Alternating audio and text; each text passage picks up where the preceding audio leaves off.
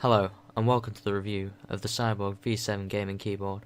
I want to quickly apologise for the fact that I'm recording this on my computer and that you may be hearing a little bit of background noise, as my laptop's experiencing some kind of difficulty at the minute.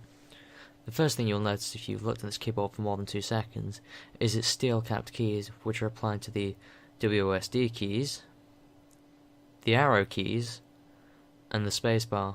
This allows these keys to be used accessibly without wear and tear damage, like you may see on other keyboards. The other thing that's unique to this keyboard is its bindable keys on the left and right. On the left you have the C1, 2, 3, 4, 5 and 6, and on the right you have the C7, 8, 9, 10, 11 and 12, totaling obviously 12 rebindable keys, which can use to bind to whatever other keys you would wish. Now on the top of the keyboard you have the control panel, which includes, in the center, the Cyborg logo, which when pressed changes the mouse between standard setting and gaming setting. And then on the right, you have the options to change the color of the keyboard.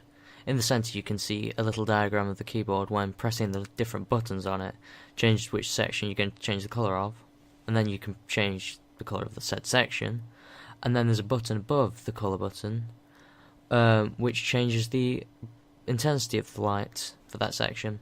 Then on the left of the keyboard you can see the green volume button, which you can use to obviously turn the volume up or down, as long as the volume is connected via the headphone jack on the top of the keyboard.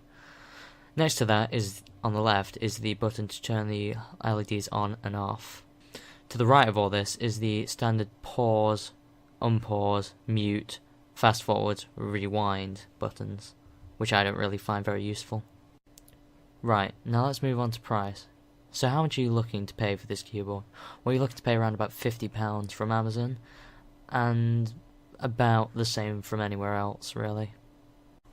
So what are my personal thoughts on the keyboard? Well, it's my standard keyboard and I use it on a daily basis. One thing I do find genuinely helpful are these steel keys, which aren't really a gimmick. They actually do work properly like they're supposed to. But one thing I don't use very often is the macro keys on the left and the right. Never really found them useful.